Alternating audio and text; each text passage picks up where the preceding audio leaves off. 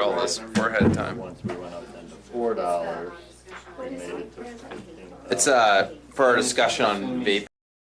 It's a bill from the Colorado State Legislature, then two ordinances, one from Boulder, one from Carbondale. That's what had been calculated. It's really well Probably. I know. I'll look at them. Take mine if you want.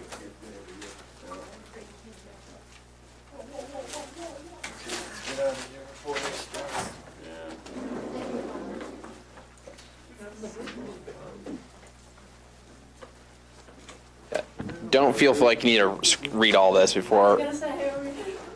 It's take-home reading for future meetings.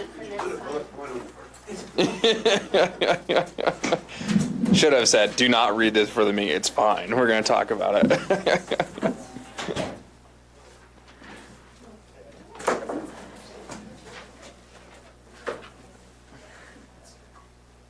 I can give these to you too if you want them, Susan. I just gave her mine. Oh, did you? Do you have extras? Yeah, sure. I made extra because I thought maybe Susan might want one or somebody in the audience. Yeah, and can I have a copy of the agenda too, please? You sure can. It's going? Okay. So, You're nice. and you'll be in turn.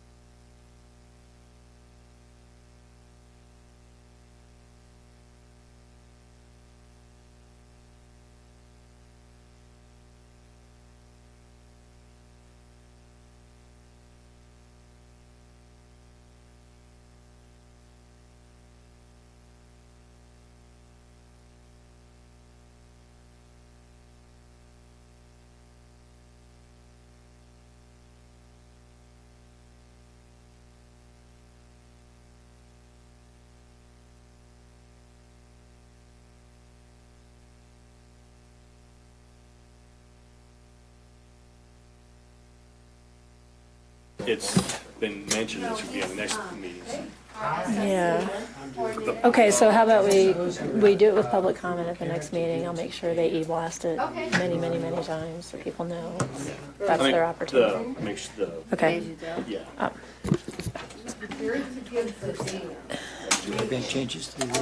I don't know. Maybe when we make the motion, I'll make a comment about pay as you throw, just so Trustee Carroll's point is made. So, okay.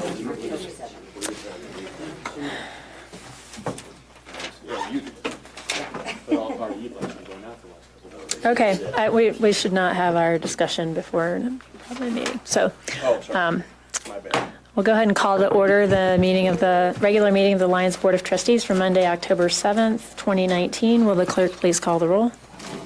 Mayor Connie Sullivan, Present. Mayor Pro Tem Barney Drysdale, Yes, I am here. Trustee Mark Browning, Trustee Wendy Miller, Present. Trustee Mike Caravas, Present. Trustee Jocelyn Farrell, Present. and Trustee Caleb Roberts. Present. Okay, we have a quorum. Please stand for the Pledge of Allegiance. Pledge allegiance to the flag of the United States of America and to the republic for which it stands, one nation, under God, indivisible, with liberty and justice for all. Okay, we'll take a brief reflective moment of silence, please.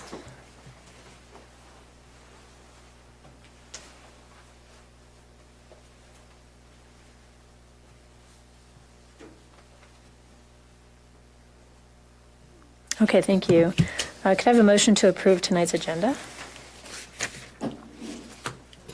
I'll move to approve tonight's agenda. Is there a second? I'll second that. Any further discussion?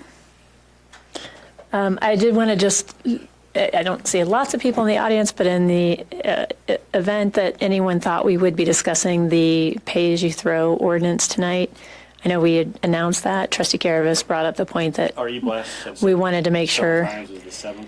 So just so everyone knows, we are planning on putting that on the next agenda with a public comment period. So I would ask that staff just make sure that the communication for that is abundant and we make it clear that public will have an opportunity to comment on the item. That would be great. So with that note, we'll call for the vote on the agenda. All right, thank you. The agenda is approved, 7-0. All right. I'm sorry?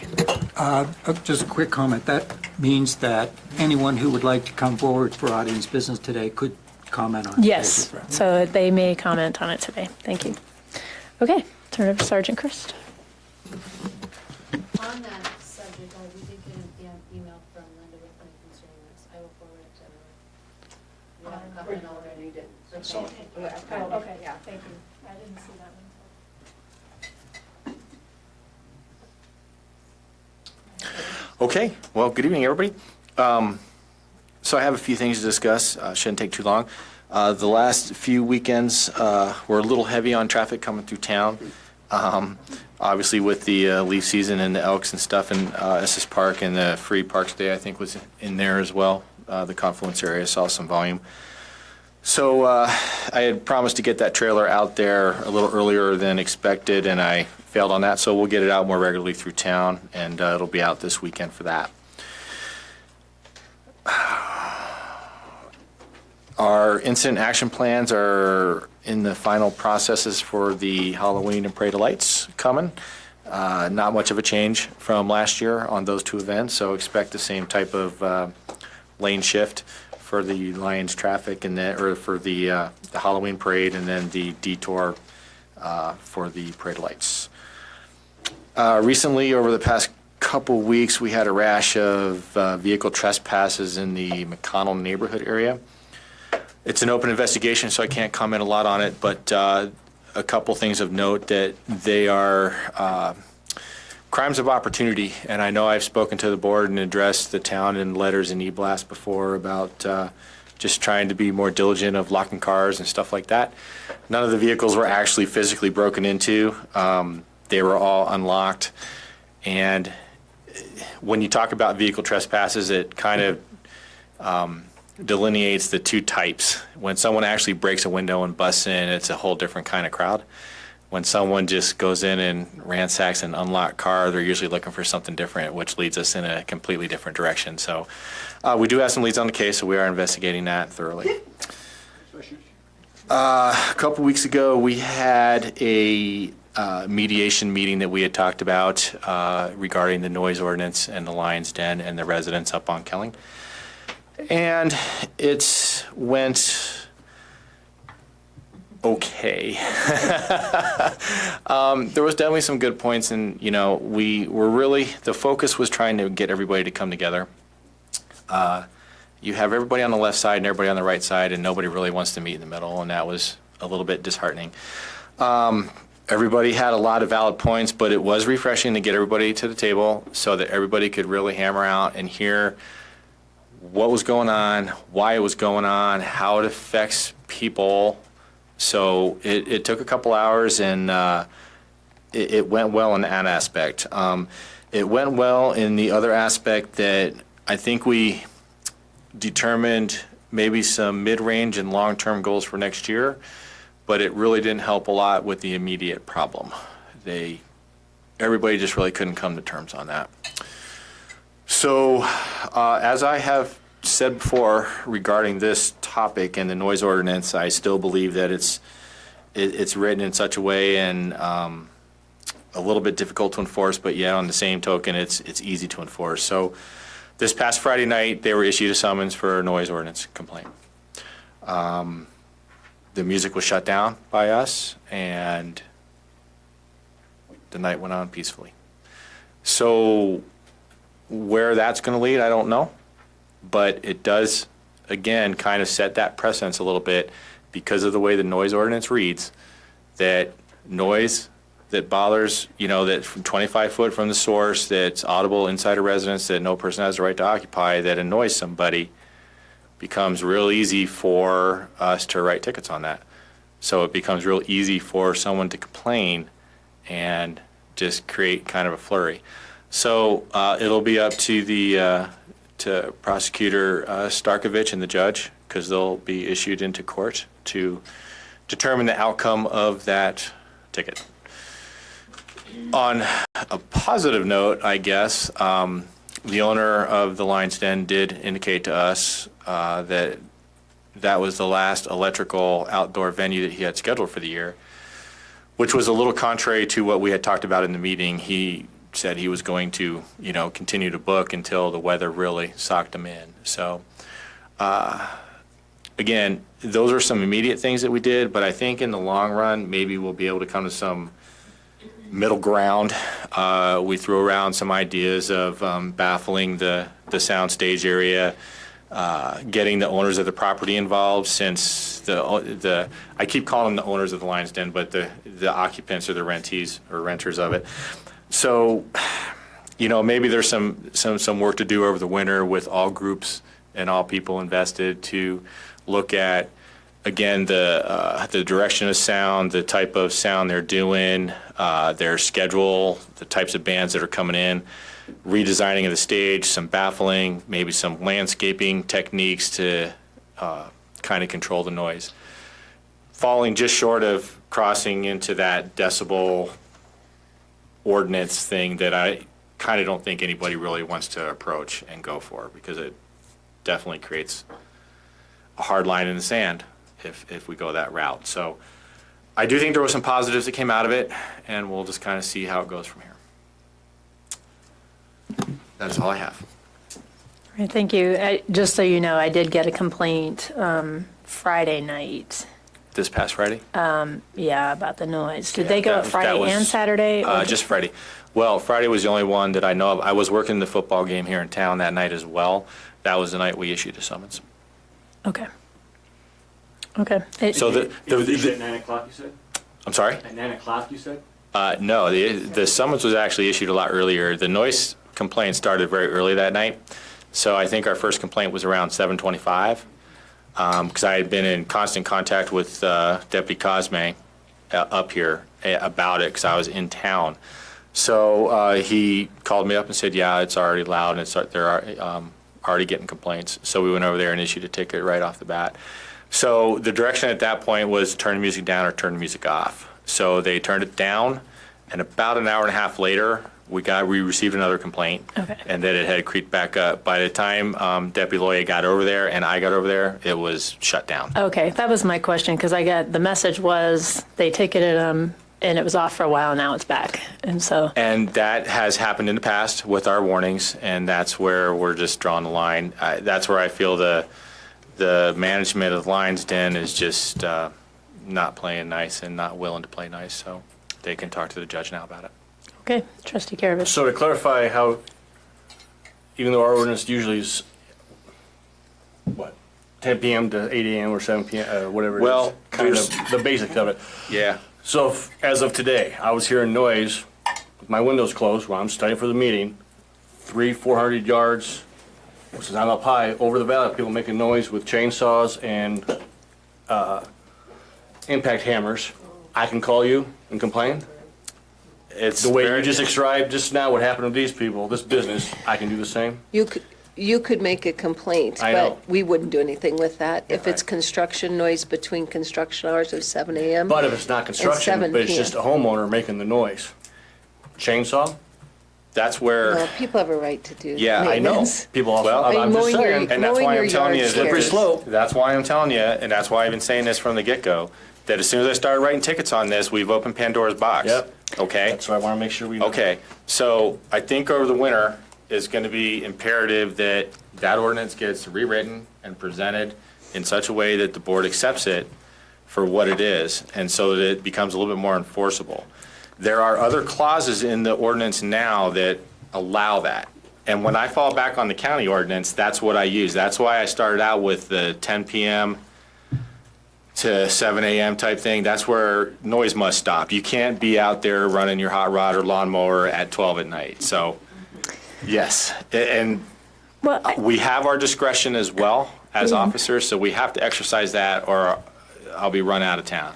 well, and that's what I was just going to say. I said, I don't know that I necessarily completely agree that we've opened Pandora's box. I think we have exhausted our opportunities to try to work through this with the business. I don't know that I wouldn't expect you to necessarily ticket everyone that calls in with a complaint. My hope is that that's not where we're going here.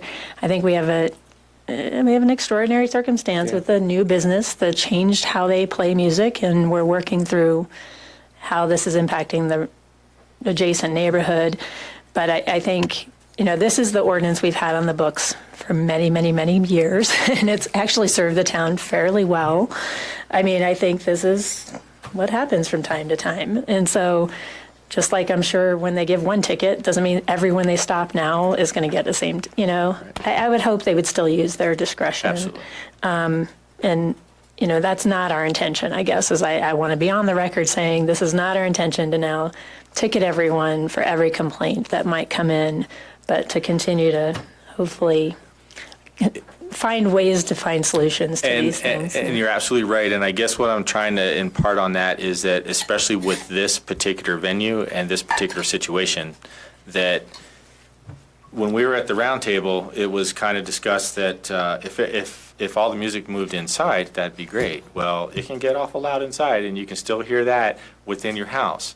So that's where I worry a little bit, and the wording of the statute and stuff, just, I'm back on that fence again with trying to appease the neighbors and trying not to run a business out of town. So we'll use our discretion and continue to do that based on what we've done. I feel that we've taken that next step, and that's really the last step I have, is to issue a ticket. Sure. So. Yep. Trustee Miller.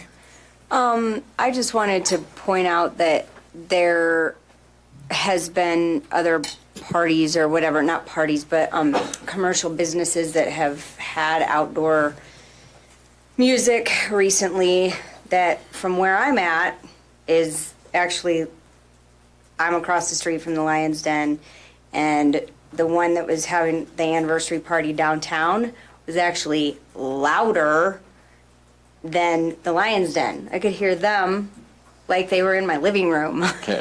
But I can barely hear the Lion's Den. Okay. So the amplification in this town is just crazy, the way It is. that the noise bounces off the rocks. Yeah. And I really think that we have to understand that living here, just that the noise ordinance can't be written for decibels because of that. And I also have had many, many, many conversations with Randall, and he has expressed an interest of having an overlay district for the noise, having us, extend the overlay district for the noise ordinance so that he knows what his boundaries are, basically. So that's just an option that I thought I'd mention. I agree. Okay, thank you. Any other questions for Sergeant Christ? Okay, thank you. You're very welcome. As always. All right, we'll go to staff for flood recovery update. Okay, evening. First item is the Public Works buildings. Both the buildings are pretty much complete. There's a few punch list items to complete on both of them, but otherwise, we're just waiting for the water and sewer connections, and then we can hopefully move in at the end of the year or the very beginning of the year. Second Avenue Bridge, I did receive word from FEMA that they approved the scope of work and the mitigation, so it's just going through their final internal processes to obligate the project. So we will be kicking off the design next week, or actually this week, and start moving forward with design, and we will start construction probably July of next year, and this project will run into the spring of 2021, and I have requested a extension from FEMA for the funding of that project. Bone Park Phase 2, I believe all the seeding was complete in the park. They have started working on the custom pavilion. The pump house is in design, and they will start wrapping up the irrigation for the ball fields, and once that's complete, they'll start laying sod. So there should be sod in the ball fields by or before the end of this month. Yeah. Lions Valley River Park, we have a few items to complete there. We have some irrigation that runs along the corridor trail that needs to be put in. The kayaking masts are being machined and powder coated. And then we have to do some work to the beach area because we have some groundwater issues there. And we're going to do some work between the ponds because we have some pond leveling issues there. So that work will be going on starting the next week until the end of the year. And yeah, I don't have an exact date on the cart, but we were told mid-October, so probably need to follow up and find out exactly. Party scheduled for that? I know, everybody wants to know. It'll be there. It's kind of exciting. Cage, balloon. Yeah.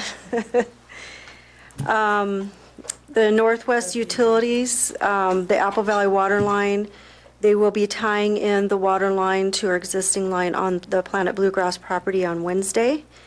And then we will need to put in 3 service connections to homeowners. And the paving process will begin October 10th. So that project should be wrapped up by the end of the month as well. Is that going to be new paving throughout the whole road, or is it patching up what we had It will before? be new paving up to where Longmont's line is completed. So it's not the entire road, but most of the road. But, okay, Or but past it's going to be Central. better than what we did what CDOT did out here, I should Right. say, on the Main Street, where you have different, Yeah, it's not we're level, not patching. it's. Yeah, okay. we're milling and, yeah, we're doing the whole thing. Yeah. Let's see, the Eastern Corridor Utilities, they're working on the pressure reducing valve, which will give us water for the 2 buildings. And I was told it should be completed by the end of this week. We're still exploring utilizing existing lines that Longmont had under the road. There's been some challenges with finding one of the lines. And then it's my understanding too that we'll start the boring underneath the ditches along the railroad in November. So right now, we're on schedule to complete in December, but I have asked for an updated schedule on that project. 4th and Evans, Ped Bridge, we are working on doing some hydraulic modeling in that area so we can determine what size bridge we're going to need there and do an opinion of cost on that so that we can ensure that we have enough funding to complete that project. The 4th and Evans paving, we put it out to bid. We received 1 bid, and the bid was disqualified because they did not attend the mandatory pre-bid meeting. So we have decided, I'm asking FEMA for an extension for the pilot project to June of next year, which I don't know that we'll need all that time, but it will allow us time to wrap up all the parks, this paving project, and so it'll give us more time to kind of tweak the design that we have and put it back out to bid this spring. Because we're running out, and we contacted some of the contractors that attended the pre-bid and said, why did you not bid on this? And 3 of the 5 said it was schedule. So they just didn't feel like they had enough time. So we're going to put this back out to bid in the spring. That's about, the Lions Valley River Park Bank Stabilization Project. We have procured a new design consultant for that, and that will be presented to the board at the next board meeting. It should say October 21st instead of the 14th. And that's about it for flood recovery. So, questions? Any questions? Trustee Farrell? So I'm curious, since there might be we have a little bit of a delay right now in the 4th and Evans paving, can that, do you think, somehow correlate the time together with the pedestrian bridge? Because I know there's this concern of getting one done and then having to sort of tear it apart in order to put the bridge in. And Right. I don't know that we can. We'll definitely look at it, but the pedestrian bridge, we still have to do environmental clearance for that, and we have not secured the funding with an IGA, and so we can't bring on a design consultant or environmental consultant just yet. So there's some work to do there, but I think we'll definitely look to see if we can, but I don't know if it's going to all come together, but I think if. Yeah, and the abutments in the bridge are further west than the retaining wall on 4th. Okay. We aren't going to rip out one. Okay. It'd be nice if we could get them Right. timed Yeah. correctly, but it doesn't always happen that way. Yeah. So. Okay. Thank you. Trustee Browning? I had a question on something in your report. You said you're exploring options on the fencing height for the ball fields because it didn't meet the new building code requirements. In our budget workshop, we talked about another option besides paying extra money to raise fence height would be to seek a variance on the fence height. Is that being contemplated? Because that seems, It is as opposed to spending more money, why not seek It a is being variance? contemplated, and we were hoping to have it on your agenda for the 21st, but the publication notice with not having a local paper puts it out to the first meeting in November. Okay. So, Really, the only thing we really have to ask a variance on is the fact that it was approved, stamped and approved when the other code was in place. Because currently our wind load is 140, and the fence was designed to 120. okay. So we're looking at options still. So that may be, a variance may be coming before A us in variance may be November. coming, Okay. but it has been noticed, or Okay. will be noticed this week, for November 4th, All right. if we can't come up with another avenue. Thank you. Okay. Okay. Go on to administrator report. Administrators' reports. I do want to just report to the board that we did conclude the FEMA required training. This was an agreement we had with FEMA and Department of Homeland Security that both Region 8 and ourselves go through training on environmental and historic preservation. If you recall, this was because Bone Park, we had the soils, what was the right word? We moved soil thinking we had the appropriate permitting, and they came back and said we didn't. So we went through that with FEMA. It was riveting, and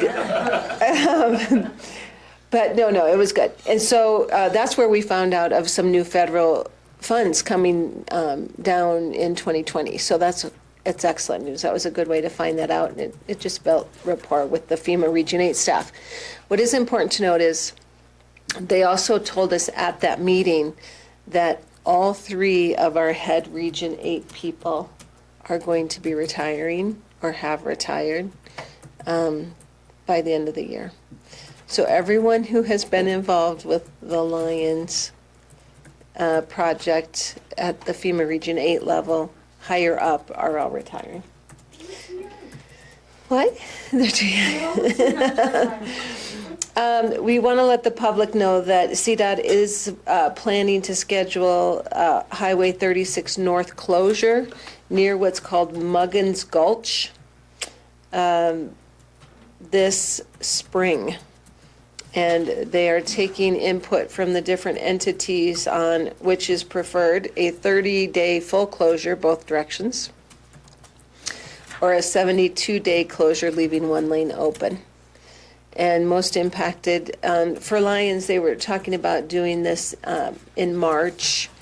So from a business perspective, that's probably a good time to do that. Though school is still in session for students that might be coming from Pinewood, they'll have to drive all the way around. Yeah, things like that.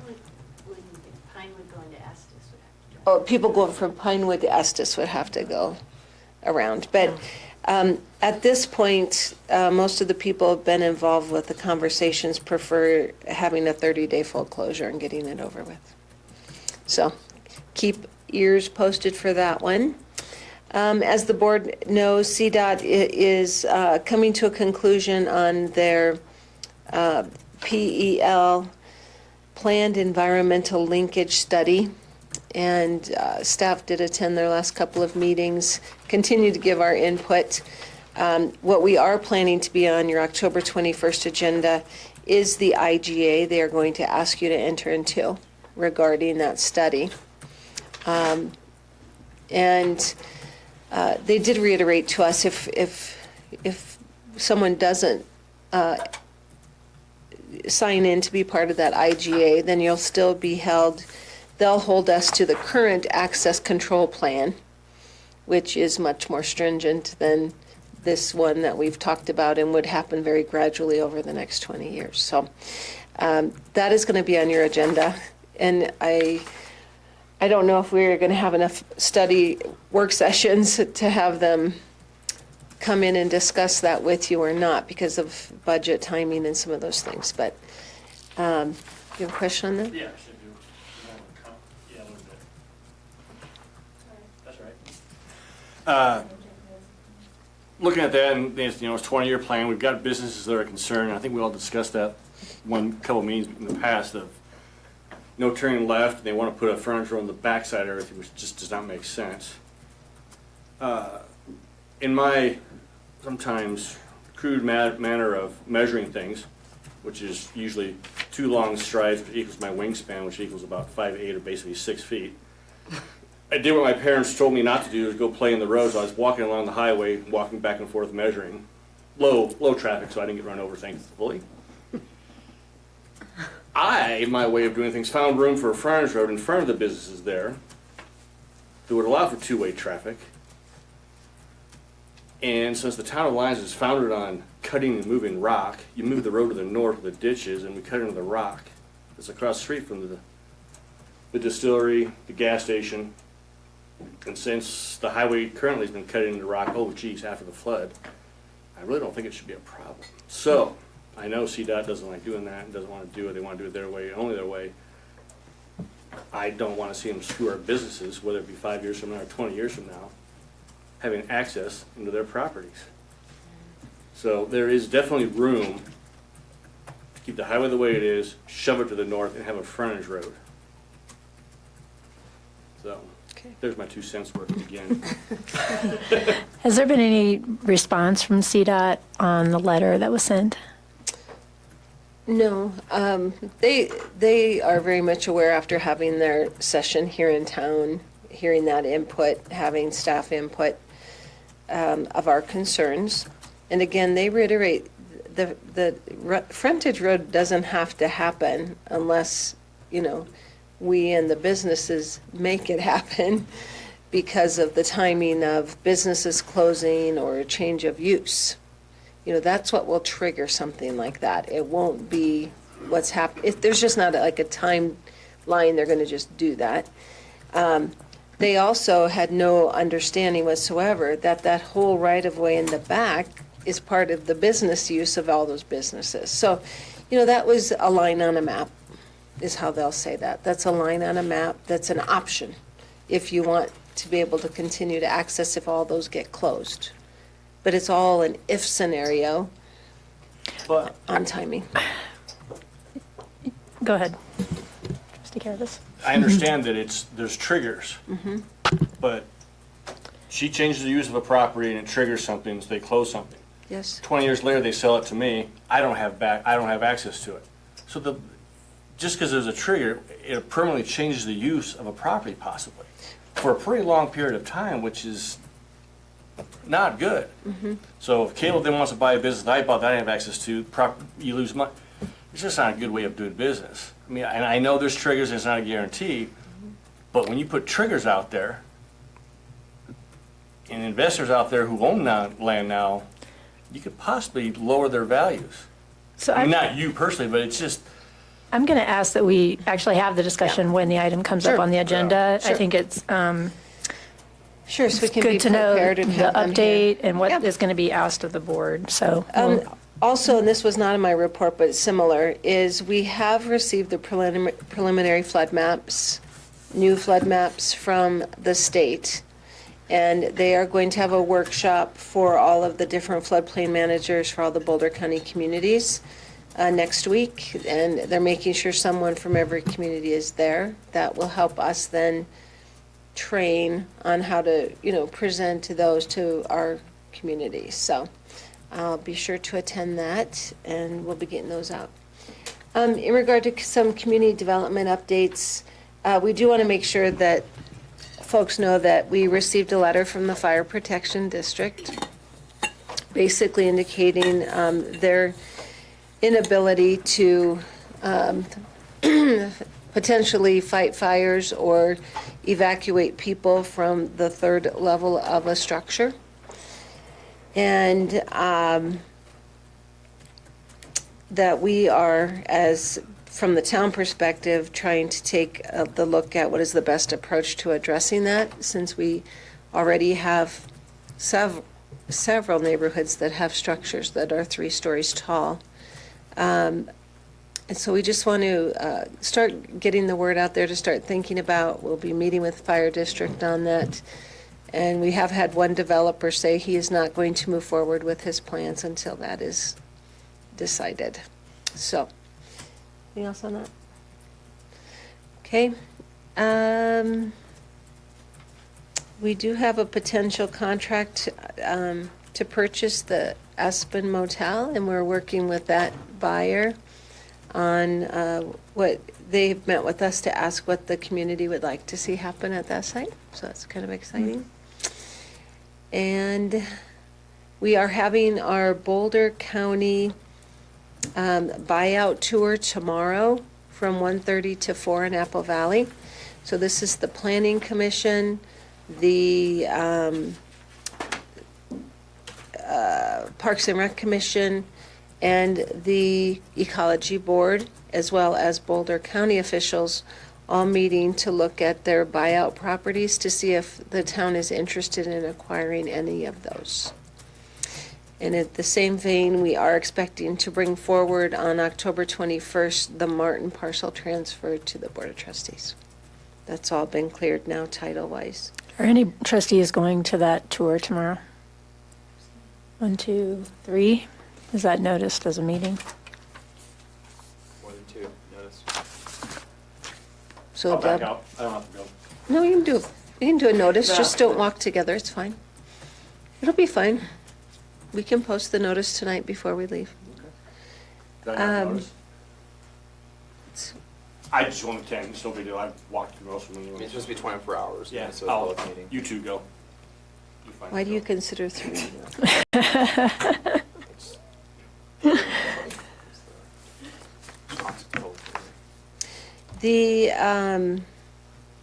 We continue to work on downtown design guidelines, and DOLA is assisting with payment of someone to come in and do a business gap study on where we potentially have room to accentuate businesses that are currently in place and where we're lacking businesses that people go out of town for. And we've asked for members of the chamber to help serve on that steering committee for that group. And then seasonal staff basically have wrapped up. Parks irrigation systems are being blown out in preparation for Thursday's weather. The park hosts have left for the season, and one in Laverne Johnson will be staying for the winter months, so we're happy about that. The others have indicated they're all coming back next year, so they feel like we had a really great year, especially with the assistance of Trident there. Spooktacular is on the calendar for October 26th. Lots of room for volunteers needed. Kids events starting at 4 at the elementary school, parade at 6. And let's see what else we have.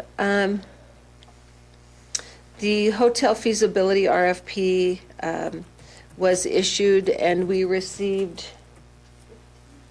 15 responses to that, and those are under review at this time. So that might be coming back on the 21st as well. Hopefully.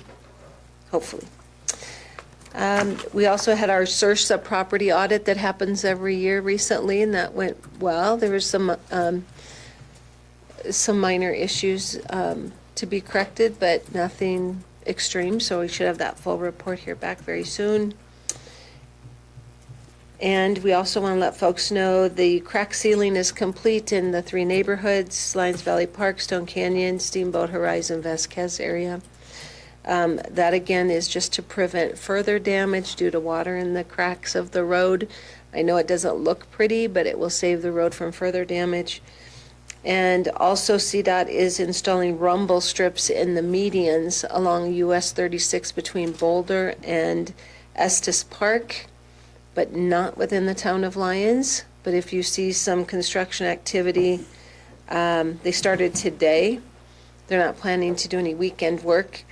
I did put in a special request, would they consider doing rumble strips on the double turn at 5th and Broadway, where we hear lots of honking because people change lanes. So haven't heard back if they'll consider that, but if you see activity going on, that's what they're doing, is installing those. And that's about it for now. Any other questions? Trustee Could you Roberts. clarify the letter about John Calvin's property, 407 Steamboat? John Calvin? Yes. John Calvin, if you recall, is the owner of 407 Steamboat, and the Board of Trustees had made a request to annex, or not to annex, to connect to sewer and water along, he is on the Vasquez side. And the Board of Trustees had indicated that he needed to, first of all, get a notice that the county was comfortable with that occurring. They basically have told him that we would need to open the IGA to include that property into town before they would give him the okay to annex. And so this is kind of a revolving door. As well as, if you recall, we were hoping to work with him on getting this water loop easement across the north side of that parcel, at which he has said that would be much easier if we would let him agree to connect to sewer water. So the update basically is he went to the county and asked. They said the only way they could permit annexing of that parcel was to reopen the IGA. So he still perhaps desires to annex, or he just wants to connect to utilities? He would like to connect to utilities. He's more Without than willing annexing. to annex, but was told there were Right. parts of the community that weren't, too excited I about wonder if it. he appreciates the cost of that, because he's already permitted to build in the county and have well and septic, right? But his house would face the cul-de-sac. Yeah. And he'd prefer to be on municipal services, of course. But what's the letter that they're requesting? Oh, the IGA. They want us to open the IGA negotiations. Oh, and we're not planning to do that, then? We're not planning to do that right now. Okay, that's. Unless you guys change your mind. Thank you. but- That's really kind of the end I was hoping. Thank you. Yeah. Trustee Farrell. I'm just curious to follow up on the Lions Fire Protection District letter. Are there some safety issue things, suggestions that we can give to households that could potentially not be aware of the issue? If it's a 3-story home, they might not be aware of that, and maybe things that they can do personally to. I would think the fire district would be the best one to ask that question to. So you might want to reach out to the fire district and maybe have them come to your home or talk with them about, mechanisms people can take to be more safe. First and foremost, they would love to see people installing sprinkler systems for new development, of course, but there's quite a bit of existing. So I would think he would have several suggestions about keeping up your smoke detectors and fire alarms and maybe some form of a ladder outside. But I would certainly talk with them about that. Okay, thank you. Go ahead, Mayor Pro Tem. I'm wondering, they sent a letter saying they wouldn't service the, Their inability to Inability service to- the yeah. third level. should we consider sending a letter back saying, thank you, and respectfully, we ask that you proceed immediately to attempt to finance equipment that would Service? service for two reasons. One is to be able to serve the existing buildings that are, Yes. and to enable the increased density in downtown that is considered in the comp plan and is part of our. Well, in the thinking. eastern corridor, yeah. I think that's an excellent idea. Should we send a letter back? Yeah, we're looking into what their duties are as a fire district to serve. I mean, it's a big question in my mind. I haven't got an answer back from CML yet as to whether they can basically refuse to serve the town.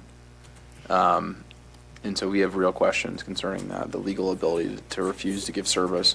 I understand there may be a current inability to serve, but I don't know how they can justify saying we won't in the future either. They do have to raise taxes in order to finance these purchases, but every other fire district I've met that hasn't stopped them from expanding services, so. And I want to be clear, he has said, we are going to respond, we're going to do everything we can to fight a fire. We just don't have the ability after literally minutes, if the third floor becomes consumed, to be able to fight a fire at that height. But I think the town attorney's point is well taken. I mean, we all have to update to meet new codes and standards. I mean, when they change, you put a plan in place to figure out how you're going to meet that new standard. And so just to say we're not going to meet a new standard doesn't seem like that's an option. So I'm curious I will be very interested to hear what CML says. I mean, I would love to be collaborative in terms of figure out how do we help them fund this. We can help with grant writing and sourcing funding, additional funding. I mean, I'm not suggesting we want more taxes, but, just to say we're not going to do it doesn't seem like that's. It's not working towards a solution. Yeah. Well, Chief Hoffman indicated right now they have an agreement with Longmont. If that was the need, they would call. And if they were able to have their truck respond to Lions, they would, but it would take 15 minutes to be here. And so I don't want to, because this was just the tip of the iceberg, I didn't want to not represent well that he is saying, of course, they will do everything they can to suppress a fire, but they do not have the ability to get people off of a third floor without a bucket truck. Trustee Miller. I was just curious if you could give us the name of who bought the aspen leaf again? You told us. It's under contract. I don't think it's done yet. Oh, okay. I was just going to ask you to give the housing update again because it was not part of the Oh, meeting, sure. and we may have people listening. Sure, we got who that want later today. Paul Glasgow is able to talk with Summit officials today, and they are continuing to work on their detailed engineering plans and development plans to bring forward to the board. He said they are closing. to the PCDC. Yes. They are closing on the property before the end of the month, and then they are allowing themselves 90 days of public input and going through the Planning Commission and the Board of Trustees as necessary for the multifamily. And they would like to start construction in February. And construction will take, for all of it, both single-family and multifamily, will take 12 to 14 months, with the single-family being done much sooner. So they are planning to move forward and are just working on the details, and will be resubmitting whatever information is needed here very shortly, after they close, so probably November. Okay, great, thank you. Anything else? Trustee Miller has her line. I think that, okay. I have a quick legal update, if Sure, that's go okay. ahead. First, addressing the CDOT meeting, it is 3 or a quorum, whichever is fewer, so 3 trustees can attend and not be a public meeting, so. So you're, I just deleted my calendar. I just double checked. It's 2 for state agencies, but 3 for local governments. You just changed my entire experience on the Board of Trustees now. I have to go back and retrain all my students about what the corner sunshine Yeah, I'm is. just looking at it right now, and it says, yeah, I have one other update too, but I can send out an email with the statutory citation if you want. No, I'm just giving you a hard time. Okay. And so the other thing I need to update you on is the Freisig matter. There is a court date scheduled for this Friday for the eviction on the town property. I will be attending, and I think either Victoria or Deb will also be attending. And we will see how that goes. So, but he has been properly noticed as to the proceeding and the eviction, the request for release of the property. So, He's now been without a lease for a full 12 months. Okay, thank you. All right, we'll go ahead and move on to audience business. This is the portion of the meeting where the audience is welcome to address the board on items that are not on tonight's agenda for a public hearing, of which we have none. So any item is up for discussion. Please come forward, give your name and address for the record. Not seeing a huge crowd, so we'll just go on and invite you up. Right. 4 minutes, yes. Okay, my name is Glenn Keuchel. I'm at 4 Eagle Nest Lane here in Lyons. And I wanted to report on a meeting that my wife and I attended. About 300 medical professionals attended an electromagnetic frequency conference, first of its kind in the United States. There have been many in Europe, but we had medical doctors from 5 different continents. It was really a wonderful experience, very, very good information. I did purchase some booklets that I'd like to offer to the trustees if you'd like to learn a little bit more about some of the concerns that medical doctors in particular and scientists have about this explosion of what we call electrosmog in our environment and how that is looking to intensify in the years ahead. I did a little bit of research here in Lyons, discovered that we have towers on top of Oscar Blues, which didn't realize. So I wondered why the downtown was as hot as it was. We have meters that measure this, and it's considered extreme hazard when the red light is flashing on these meters. And I was in the restaurant with my meters and spoke with some of the employees, and they're having problems with anxiety, which is one of the first things that tends to show up with overexposure to wireless radiation. My wife wanted to speak as well, but this room is very hot with cell phones on and with Wi-Fi, etc. So it affects about 3% of the population very visibly, but everybody is subject to biological damage, and this is what the medical doctors were looking to stress and are putting in their reports, is that no one escapes the effects because we are electrical bodies. Our heart, our brain, everything is run by electricity. And when you are exposed to all of this external, they say it's about 1 billion times more than we experienced just 20 years ago with all of this. And I know that you've approved another tower, AT&T tower, to go in. Those towers should not be anywhere closer than 300 yards from the public. Fire departments will not allow them to be. They used to install them on fire department buildings, but they found that it affected the fire department personnel so much they couldn't remember where they're supposed to go with their fire trucks, because they had 24/7 exposure.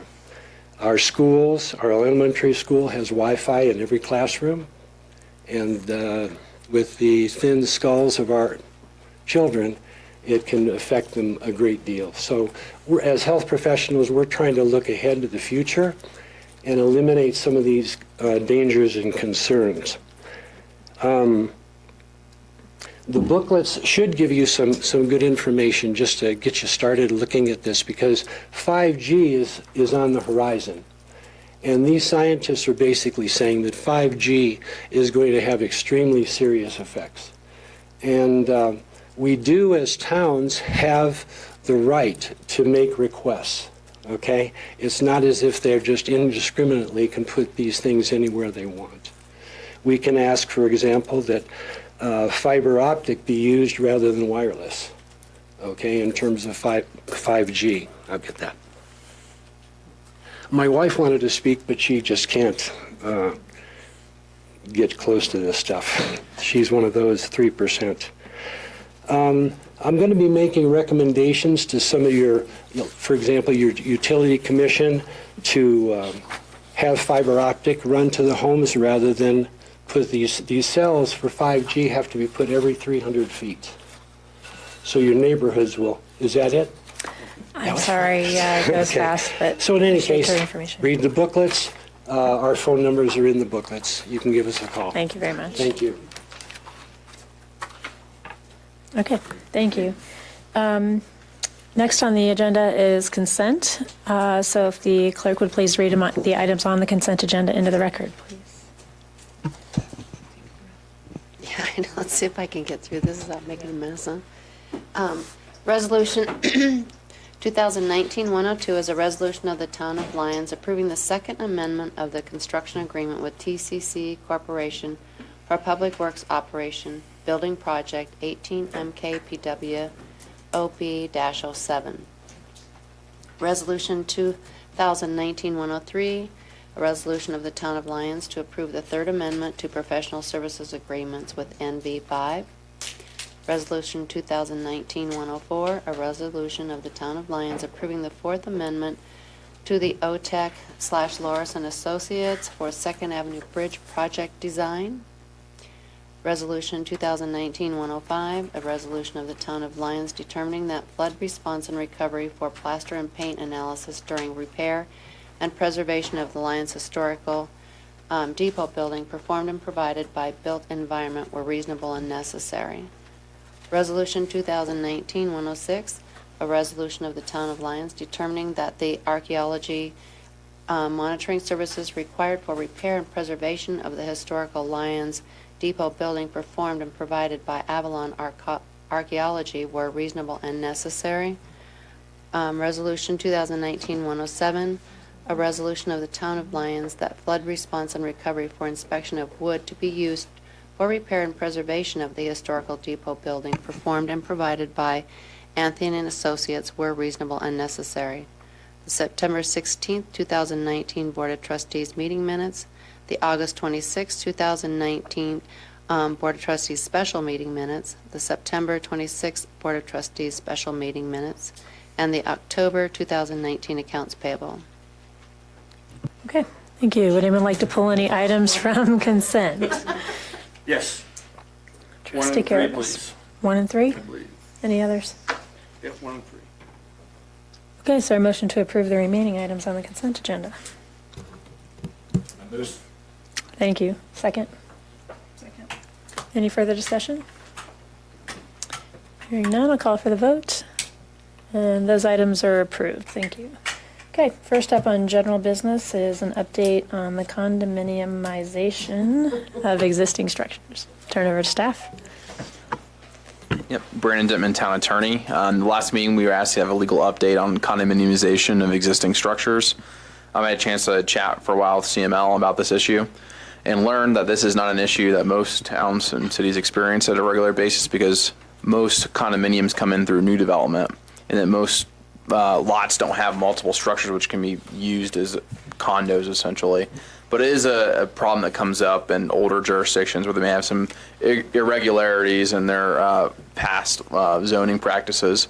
And the current CML counsel, David Broadwell, used to be a long time ago when he was first starting off his legal career. He was the city attorney, of Glenwood Springs.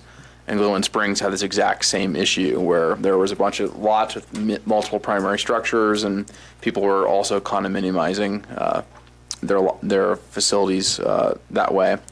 And so he recommended I look at the Glenwood code, which I included for you in the packet. It basically creates a minor subdivision process for any condo that's put in place of an existing structure. Littleton, by chance, is the exact same structure of its code where it creates a minor subdivision process for any condominialization of existing structures. If we were looking to put additional code restrictions in place, it seems to be the way to go. Those are the two that seem to be make the most sense to me, and they're pretty similar in a lot of ways. Glenwood's is definitely more filled out than Littleton's is, but it sounds like there is no standard practice out there. We thought there might be, but if you're going to do it, the way to do it is to create this minor subdivision process. We already have minor subdivision stuff in our code already, and we could probably tack this on as an additional requirements with, of course, some condo-specific rules as what the submission requirements would be and what the town's review would be. Just wanted to report it on what I found and what the boards would like to see as the staff direction moving forward on this. Any comments? Trustee Roberts. I think what concerned me is I would like to see that we modify our short-term rental and ADU code with respect to condominiums such that we don't permit short-term rentals in a condominiumized property where we currently don't allow any short-term rentals where there's an ADU. This creates an option to have two short-term rentals on what would otherwise be a physically equivalent property. And second, just to not permit ADUs to be built on condominiumized properties as well. And third, that we collect utility connections and require water share dedications. That we're clear that we're making these properties equitable to every other homeowner and potential developer. So is this minor subdivision option? How do these sort of correlate? And so if you look at the Littleton code, it specifically talks to the utility issue. Yeah, kind of. But I'm saying it's a model at least to look at to start on. Yeah, right? It doesn't really seem to deal with the issues that we have with utilities, though. I mean, most cities in the Front Range don't have the water share dedication requirement because the cost of the share is in the tap, if you will, and that those shares are usually much cheaper than our shares. But I think the concept is there. We could look at utility costs for condominiumized properties. Of course, the STR and ADU issues are a newer issue that are not addressed in these codes I provided you, but certainly something we can look at addressing in this. Mm-hmm. But is separate actions or as part of the same code update? As part of amending the minor subdivision. Correct. It'd be a separate section entitled condominiumization of existing structures, similar to what was in Glenwood's code, and would include all the different requirements and restrictions upon condominiumization of existing structures, if that's the direction the board wanted to look at. And of course, Plan Commission would also be looking into this. Yeah, you'd want to, and you could perhaps just point us to some highlights of the minor subdivision statutes in an email or something that would be. Yeah, when it comes up, I mean, of course, we haven't got there yet, but I mean, I know from experience at Littleton's code, it involves, plan submittals. You have to update the plat. You have to submit your HOA documents to the town for review and approval, and so it creates a lot bigger barrier than just doing this. There's more of an economic investment required to create a condominiumization, and so it deters from kind of bad faith condominiumization, if you will. Right. You're required to create an HOA and actually have an HOA documents that have some teeth behind them. And it requires elections, requires board members being appointed. That's going to discourage a lot of people from condominiumizing their 3 buildings. So. And it's not clear to me what's the distinction between these just historically non-conforming second dwelling units on a single lot versus creating an ADU as we are permitted to do today, and then condominiumizing that property into 2 primary dwelling units. This would apply to both. Okay, but that is a potential today. It's not simply a matter of issues that come from historically non-conforming uses. According to staff's interpretation of the current ADU code, that it would be difficult, if not impossible, to condominiumize an ADU. Is the interpretation that I've been told. And I have not done an in-depth analysis myself on this, but we do not believe that condominiumization of an existing ADU is a major concern. However, it's something we look at, of course, as part of this process. And what about, just say that there was a 1 or 2 or 5 acre R1 lot, those could be subdivided into multiple R1 lots today through that process that exists. Is there it's a sort of a separate, potentially a separate avenue to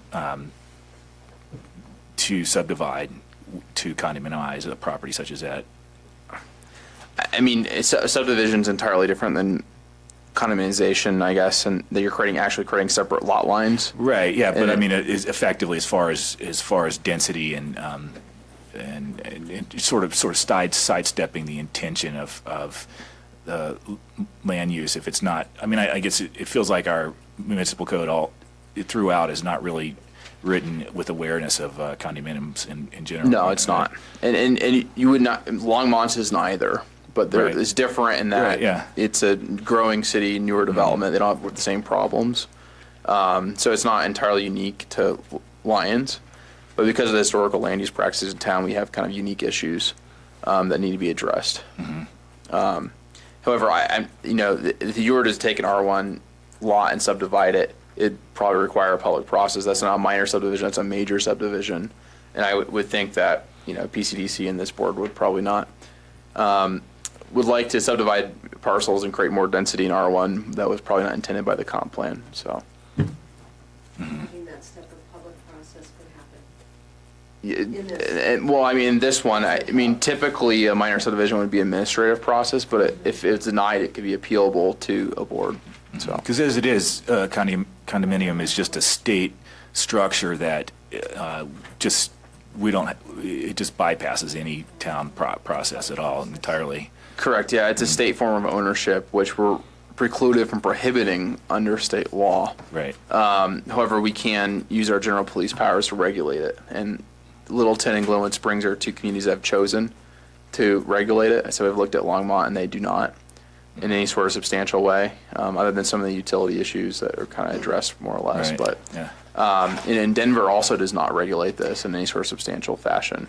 Can I just say the reason for that is there's been a longstanding builder disincentive for condominiums in the state for a really long time. So that actually, like Metro mayors and others have been trying to actually fix that to incentivize condominiums because we don't have any because of this whole liability issue that the builders face. So that's probably why there's not been any regulation, because there's been no need for it, because no one's been building condos in Colorado for decades. But there's categories of condominiums that, right, there's one, it's one thing to have 2 primary dwelling, single-family homes on a commonly owned piece of real estate or lot versus building townhomes that are. Right. I mean, this is a low frequency event considering the typical condominium development process. This is not what people are looking for when they develop regulations. So, but the lack of any regulation is really just because there's been no demand. And that's what CML basically told me, is that there was a condo boom kind of in the 80s, it is since died, and that these regulations have kind of gone out of disfavor because of the lack of market interest in condos. Yeah. And it doesn't seem like that's something to rely on in the future, though. No, I think for Lions, I don't think it is, but I'm just saying that's the reason why, as a state, there hasn't been more of these. That's why there's no state model to look for. It's because most communities have not found a need to pass condo regulations. Yeah. Well, I would propose that we, in due time, when the planning commission has some space to take a look at it. I know they're busy. I mean, for a if it's a while. minor, change to the minor subdivision code to add some language, I mean, I'm not opposed to having the PCDC take a look at that and just see what it would entail to have something there. I don't think we can fix it all at once. It might have to be something we build on. But it seems like the place to start anyway. I don't know what the potential is for more of this. I mean, do we have a big concern that this is going to, explode? We've seen 3 on one street in the last year. Mm-hmm. So the issue like of ADUs, can they then add an ADU?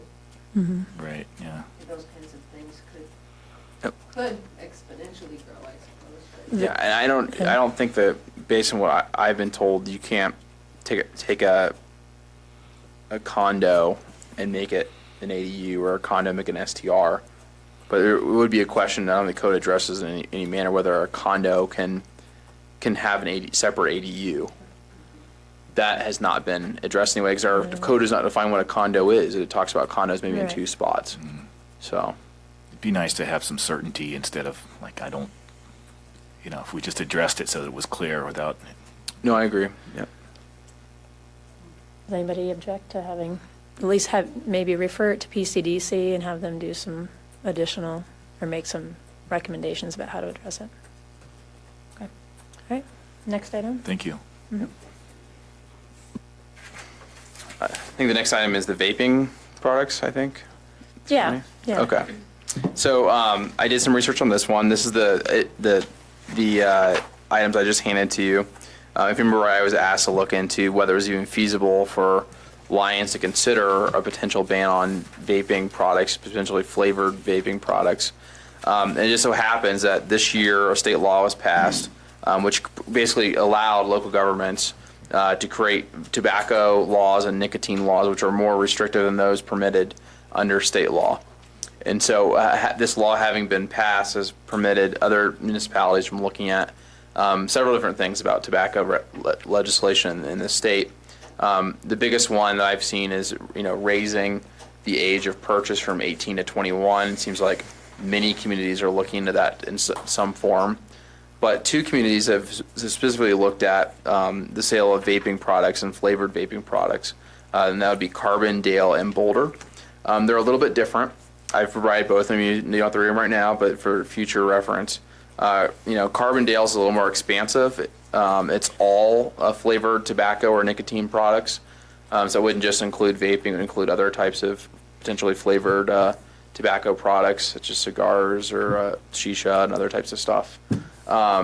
Whereas Boulder is strictly limited to electronically delivered nicotine products, and so it's a little more limited in its reach. But as part of both of those ordinances, they did raise the purchase age of 21 and then put a ban on the sale of these products.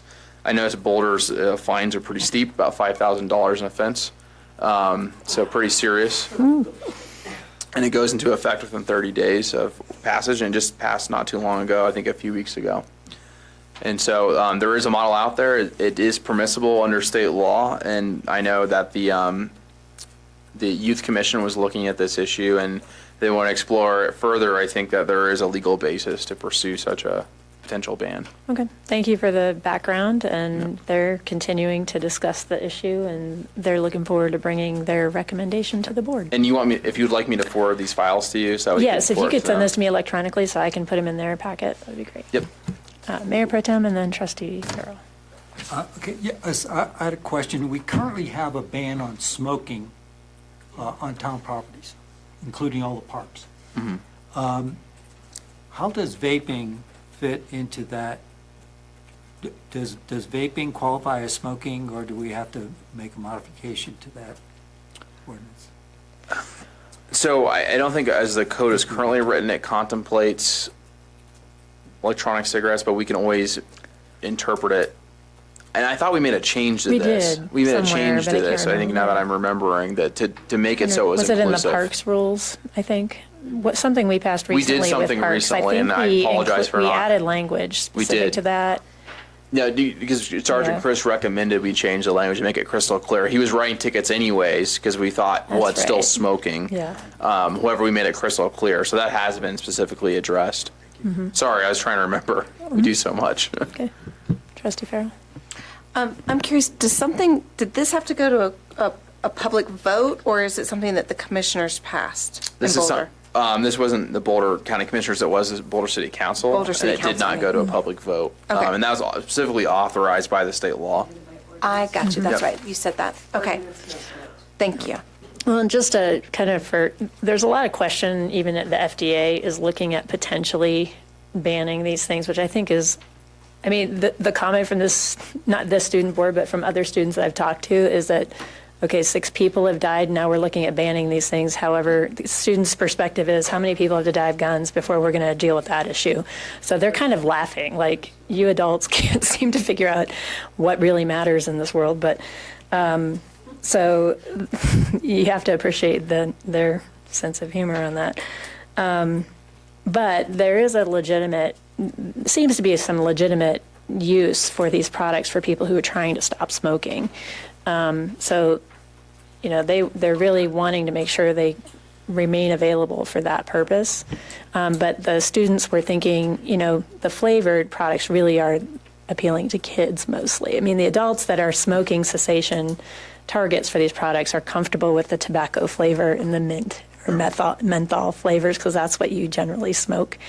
So they brought up some really good points, I think, and they're really being thoughtful about it. They haven't made a decision yet what direction they want to go, but just the FDA is also looking at this, so it could also get done at a higher level. That generally does take quite a bit of time, but they are saying they see it rampantly in their student peers, and they're doing it in class. It's really easy to smoke everywhere in the school, and they're saying it starts in middle school, too. So they have some good suggestions about going to the elementary school as students and trying to appeal to them from a peer, perspective in 5th grade as they that's the age where they start to see others doing it as they come into middle school years. So they're looking at this not just from the policy perspective, but what else can they do to try to educate kids in the younger grades that this is just bad all the way around. So.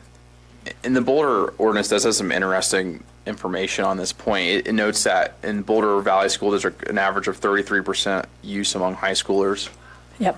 Of vaping products. Relating back to the cessation, there's an exception specifically in this. If it's certified as a smoking cessation device, then it can be accepted from this ban. And then it doesn't ban menthol. I know the Carbondale one does. This only bans like fruity flavors. It has a long list of potential flavors. But that's kind of the way the Boulder one is a little more sophisticated in that respect, at least. Colorado, I believe, has the highest teen vaping rates in the country. Yeah. That's also cited in the whereas clauses of the Boulder ordinance. Okay, great. Thank you for the background. State ballot issues.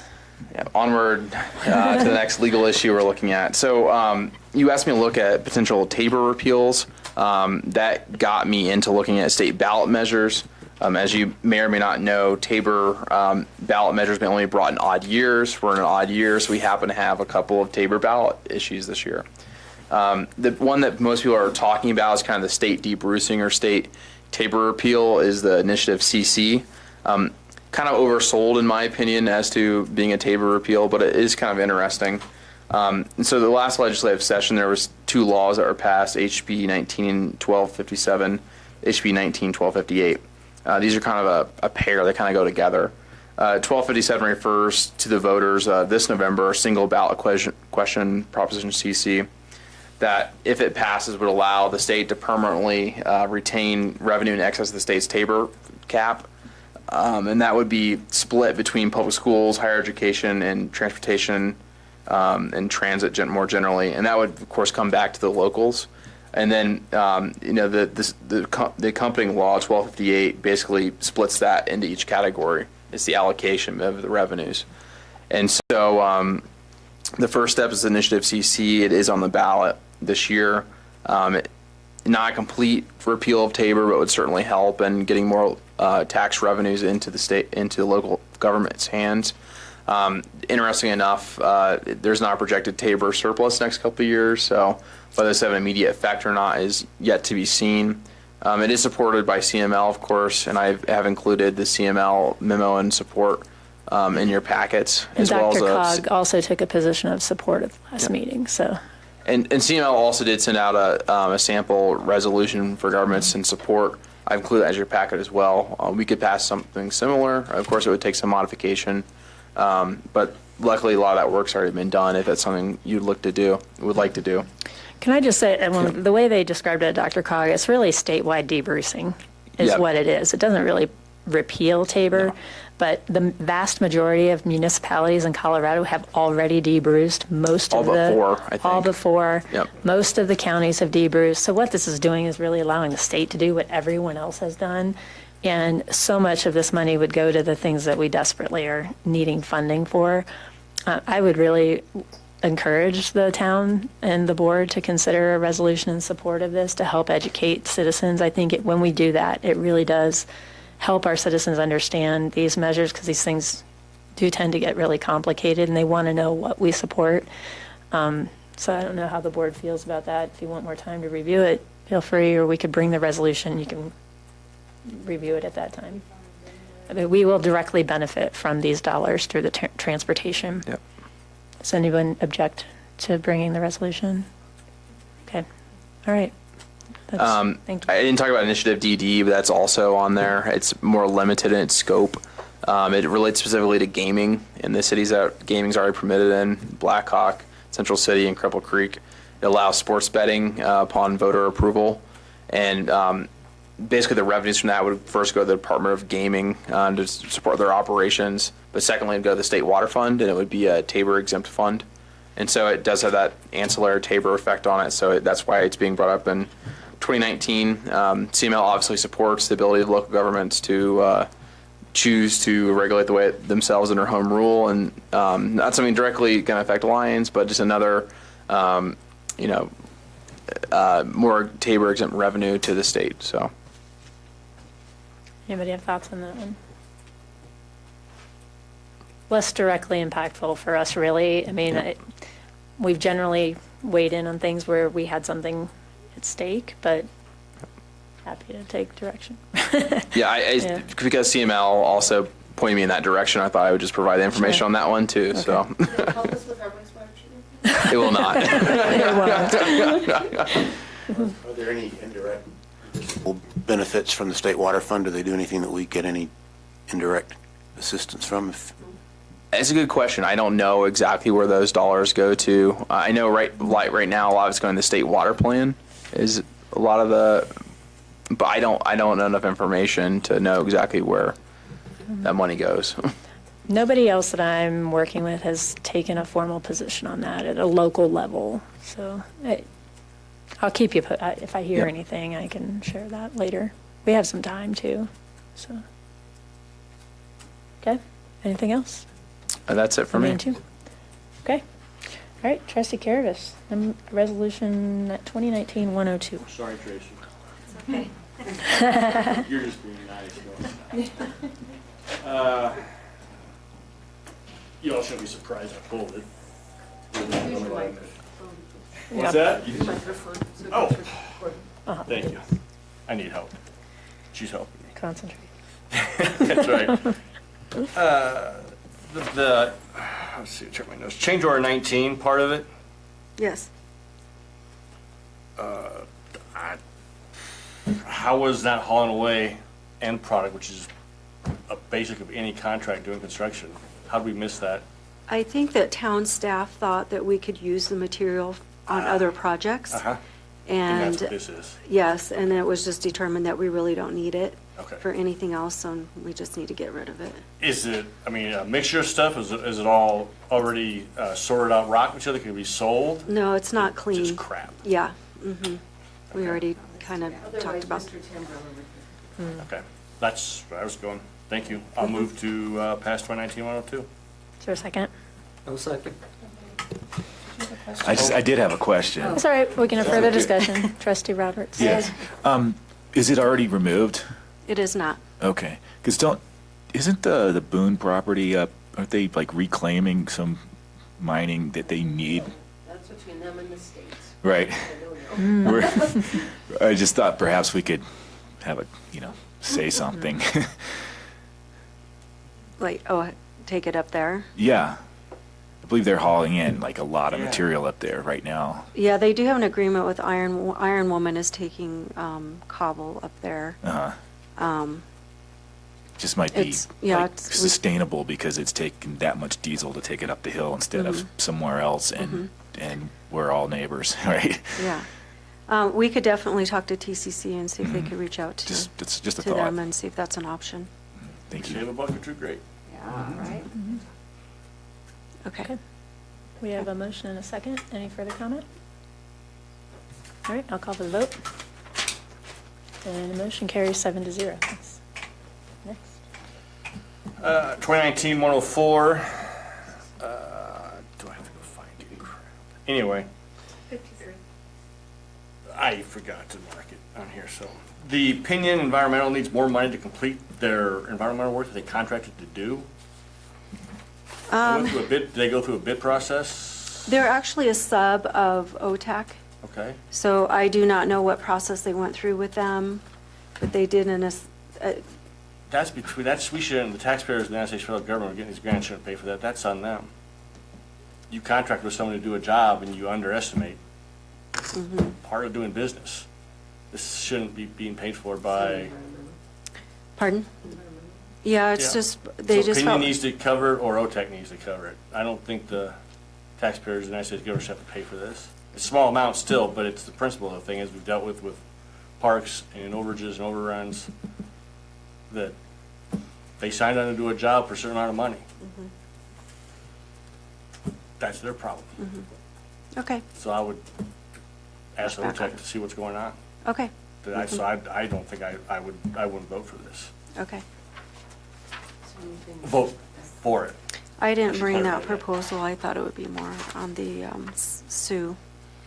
So I didn't grab that proposal to see. I do have a proposal, but But my we can- colleagues may feel otherwise, so that's all I wanted to say was it's not proper contracting procedures, so it could be questioned at some point in the future by somebody if they wanted to. So I'll move that we go ahead and pass 2019-104 on the consent agenda, but I'll vote against it for that reason. Is there a second? Before if there's a second, then we can have I discussion. haven't seen that proposal in a month. 104. No, we can wait. Yeah. We can wait to bring this back to the board. Well, we have a motion on Yeah. the floor, but we don't have a second, so that could die for lack of second. Is there another motion we want to consider? Can just continue it to the next meeting? Well, It's if on it the does with agenda. lack of a second, then it could come up again.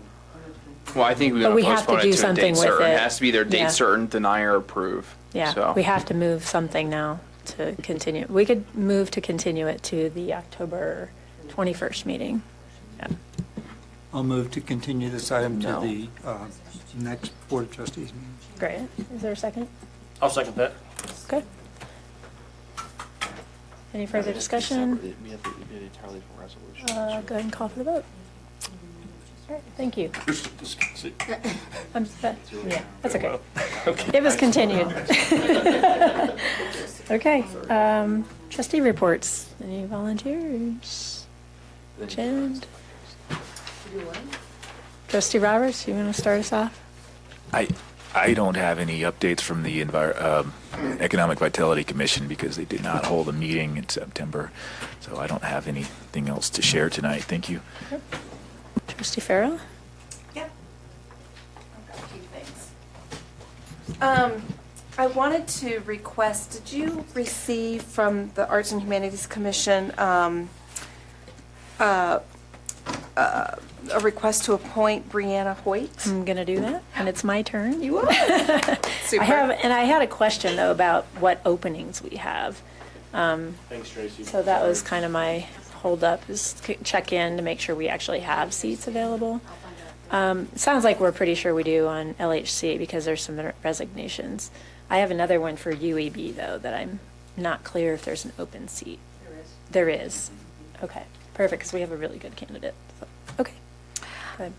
So the other Arts and Humanities Commission I wanted to bring up to you is that this is the first submission for a power box. Oh my God. Isn't that cute? So it's the power box that's by the tennis courts. It's kind of elevated because they have a wall there, and but there's this big green power box, so they're going to have this done. Who submitted it? This is from a woman. She's lived in Florida and recently moved to Colorado. She is not in Lyons specifically, but this was a part of last year's 2019's budget that is going to be going towards this. And we're actually, this is our first pilot project, and then the goal is to get one of these done every year. Yeah, if and she possible. said it will look 3D and the leaves will grow around it, so it should look So really cool. cute. Yeah, isn't it adorable? So those are some of our the commission's budget going to work. Plug. Anyway, shameless. Okay, so I wanted to show you that. I would like to request that we get an update on the wastewater treatment plant. We've got 6 months left of this board, and so far I'm the only one that's come forward about running, and I sure would hate to be the only one to remember everything. So if it's possible, could we get an update on some progress on that is at the next meeting? Yeah, we can Add that to We the can do an agenda. update. At an next meeting. executive session. executive session. That'd be Okay. great, thank you. I also want to let everybody know I will be out on November the 18th, just looking ahead. Okay, All right, thank you. thanks. Mayor Pro Tem. Yeah, as far as PCDC, I think the administrator's report already covered what's going on there, but I did want to report on the audit committee meeting, which I thought was a very good, it was the best audit committee meeting that I've attended. I think one of the values of that is that it adds a number of citizens who have confidence in our accounting and financial situation and awareness, which I think is a good thing. And they made some really good suggestions that I think Jill is picking up on and moving forward with. So that's become a beneficial meeting in my mind. Also, I attended a Smart Cities session at Dr. Cog that was sponsored by Dr. Cog, and they did provide two, instead of notebooks, 2 flash drives that do have the information from the session. Anybody who would be interested in this, I guess I could either loan you the flash drive or email you the items that are on. Can we stick on the town's servers? So is there a shared Yeah, drive or actually- something we could load these kinds of things to? I would Yeah. like to look at them, but, Okay, yeah, Victoria, you have one of these, right? Yeah. okay. Great. I also attended Larry Cohen's memorial, which was very well attended and very, very appropriate. At some time, we may want to talk about his efforts around the Lions Club Memorial and see if there's anything we can do to kind of, keep that going along.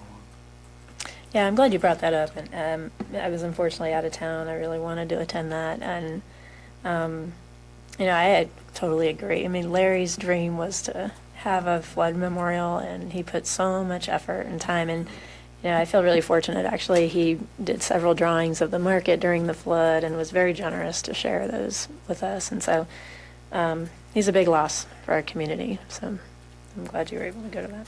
And thanks for going to the Dr. Cog Smart Cities. DRCOG puts a lot of effort into trying to make their smaller communities feel like they have a voice and to provide some extra resources. So I was out of town for that too, but I've been to several of the other ones that they did, and they generally are really useful, and you do some good networking as well. Yeah, one outcome of that is, one of the presentations talked about 5G, and, for towns. It will, I don't think any of us will be around to vote yes or no on 5G.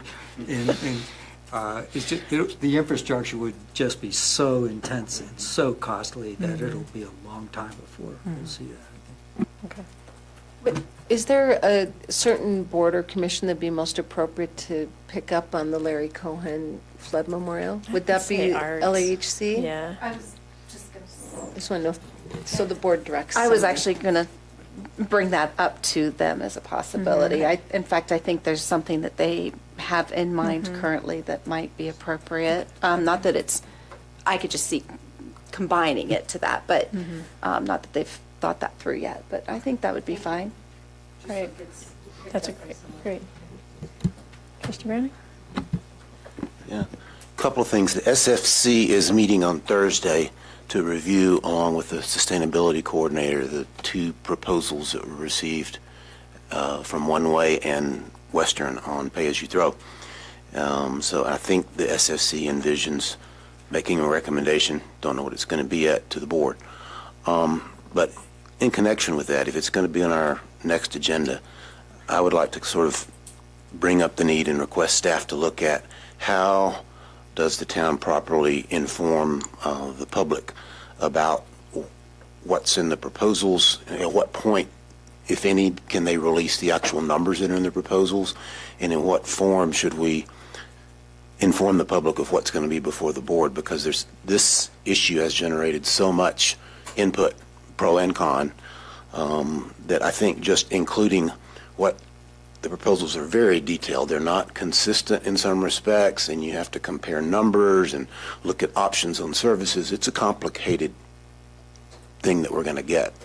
And I don't think public notice would be adequate if you just send out all that information on Friday afternoon in a Board of Trustees packet. I think we need some more advance notice and some explanation of how we got here and what these proposals say, other than just expecting people to read the packets on Friday afternoon and show up on Monday and comment. It's an important issue that we've all received a lot of communication about it. So I don't have anything specific to suggest other than let's maximize what we can tell the public, and I may have to defer about to what extent we could share the details of what are really competing bids with them. Maybe it's the SFC makes its recommendation, and you send out an email blast. The SFC has recommended the board do A or B, or options A, B, or C, and whenever the proposals can be made public, put them on the website and let the public look at them. But let's don't expect people to study it over a weekend and come comment on Monday, because that's not enough notice for something like this, I don't Well, I think. think generally what we've done in the past, and the reason I say is let people have a public comment even if they get the preliminary information the same time we are getting it. It allows them to hear the same presentation we're hearing and then give us some immediate feedback from the presentation. I thought that we were asking the SFC to come to the meeting and do the presentation during the business or the boards and commissions workshop. We- I'm understanding too. Okay, because We have it listed as the workshop as well as the board and commission. But I did want to point out that since we didn't get as far as we'd hoped on the budget today, we may need that workshop time for that if you guys feel it could go out 2 more weeks. yeah, I feel like we still have some work to do on the budget. But I think we also already have a board and commission slot for that meeting, don't we?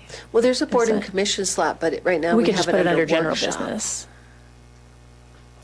Wait, are we saying the same thing? Are you saying Pay as you budget throw. workshop or pay as you throw Right now is workshop? as the workshop. Right. But we will need it for budget. What I would prefer to do, and I think it's by no means the last public input session we would have on this, but we would have a general business item, let them make their presentation to us, and then we take public comment on basically the presentation version of it. Then they have time to go back, revisit it. We will not be making any decisions.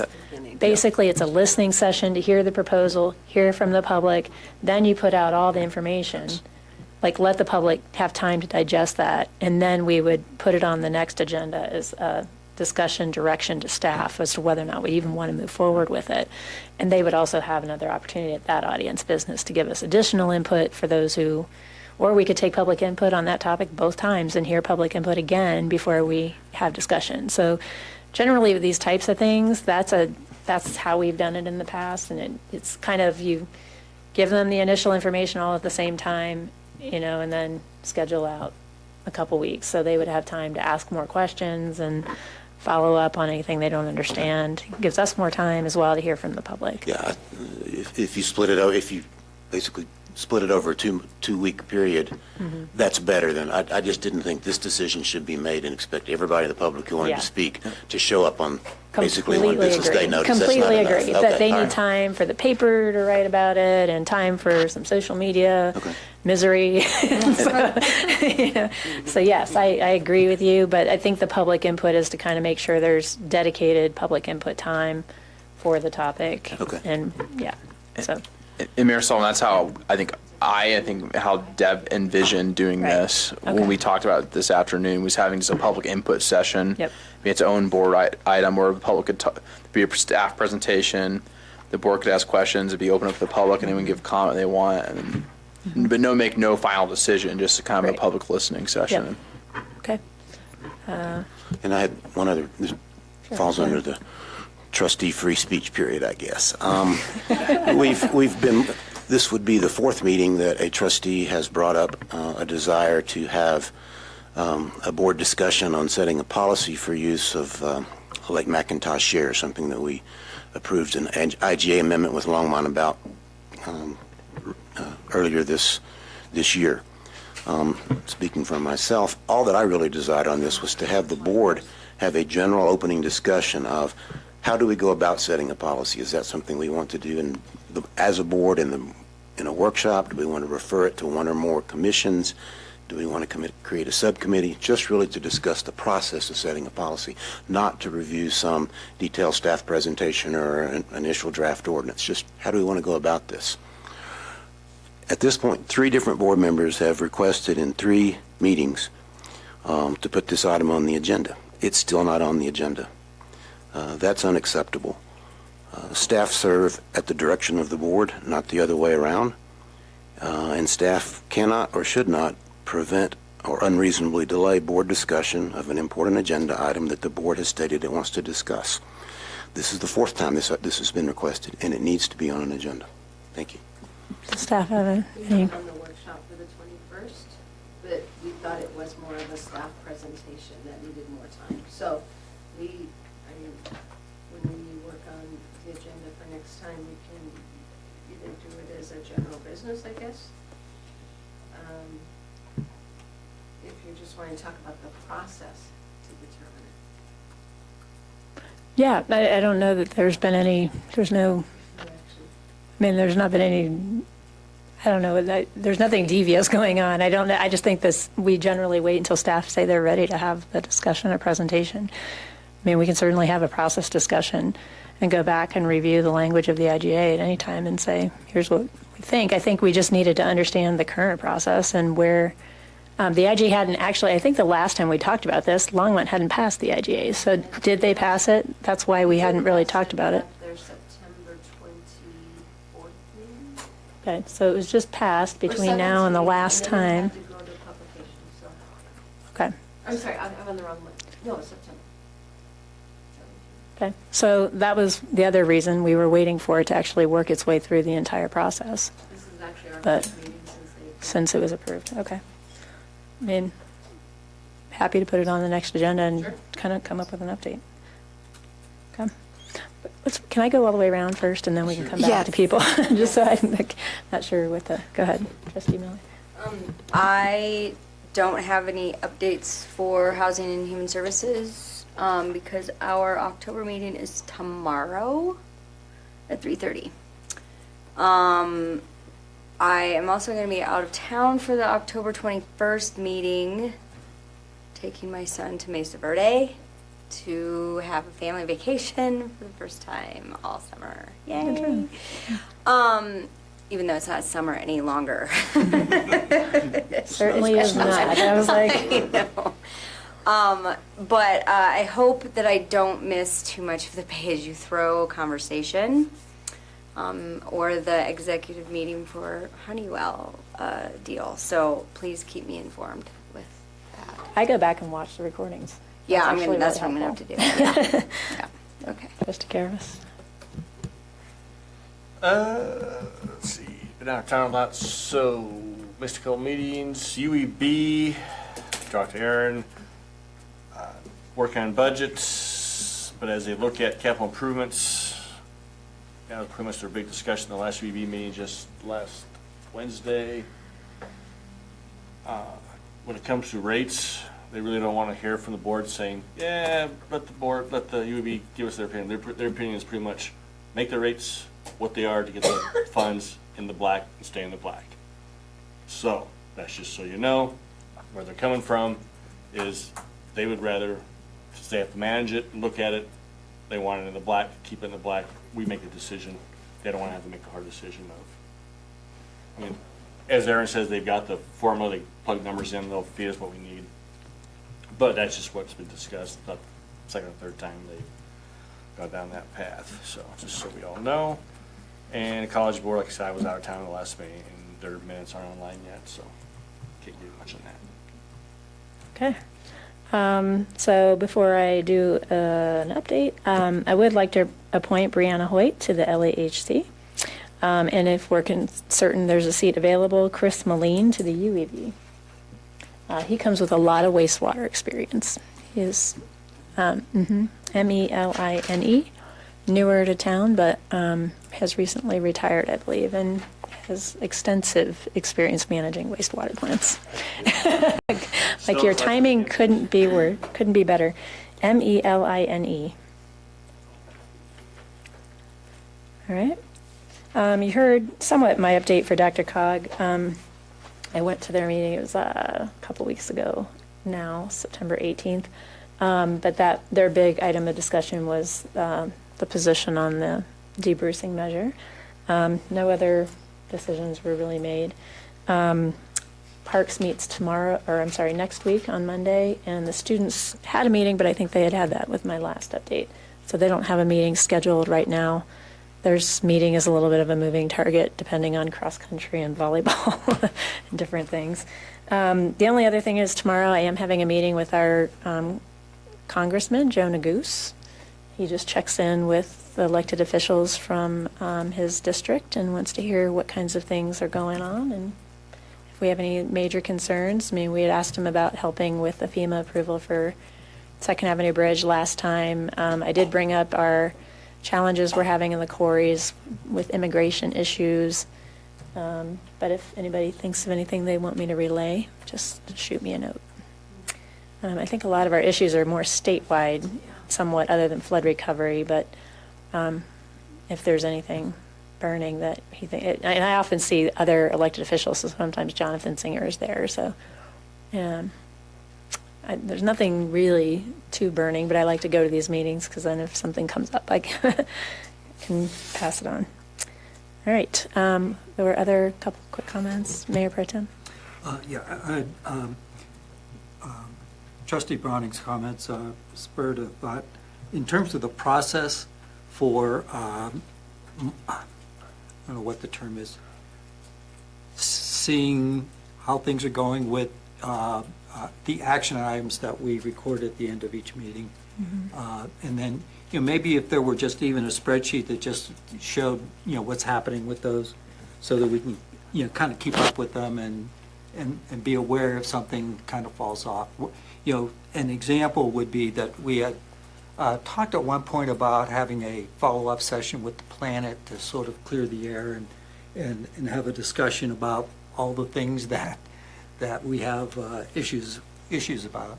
And I think it would just be helpful for there to be a process for capturing the action item and having them sort maintain on a list until they're resolved and move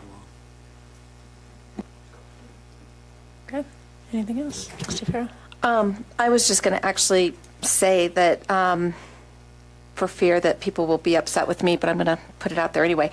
I'm a little concerned that that we didn't get as far along tonight in our budget that we need to, and we still have some really big issues to consider. So not to kick the can down the road even more, but I'm kind of thinking that maybe the next week's workshop, that the budget maybe should come up before that, those subjects that are on. And not to minimize the importance of them, but I kind of feel like timing-wise, our budget probably should take priority. All right, Trustee Roberts? Appreciate the opportunity to back and forth just a little bit.